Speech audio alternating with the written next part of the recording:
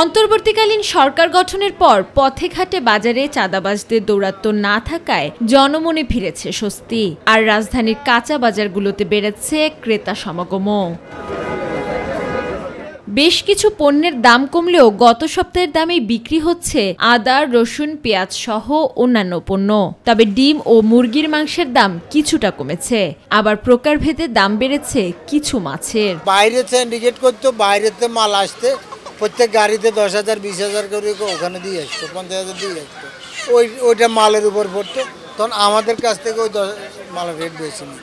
চাঁদাবাজিটা কন্ট্রোলে রাখার কারণে আমরা 5 টাকা কম বিক্রি করতে পারতেছি, এমনকি আরো থেকেও 5 টাকা কমে আনতে পারতেছি। তবে সবজি ও কাঁচামরিচের দাম বেড়েছে। পণ্যের মূল্য তালিকাও ঝোলানো নেই অনেক দোকানেই, আর ঝোলানো হলেও লেখা নেই সঠিক মূল্য।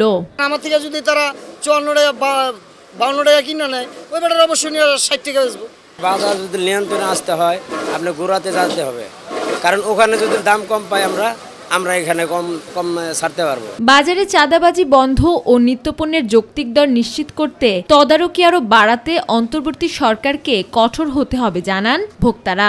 এতদিন ধরে তো কেউ মনিটরিং করতে পারে নাই, বিভিন্ন হয়তো বা কোনো সিন্ডিকেট ছিল যাই হোক, এখন মোটামুটি কিনে একটু স্বস্তি পাচ্ছি আর কি। সামনে থেকে এইরকম মনিটরিং থাকে তাহলে সব ক্রেতারাই শান্তিমতো বাজার করতে পারবে, একটু মূল্য কম মূল্যে কিনতে পারবো। এদিকে বাজার নিয়ন্ত্রণ রাখতে মাঠে নেমেছে শিক্ষার্থীরা। চাঁদা নেয়া সহ অনিয়ম ঠেকাতে দেয়া হচ্ছে দোকানে দোকানে টহল।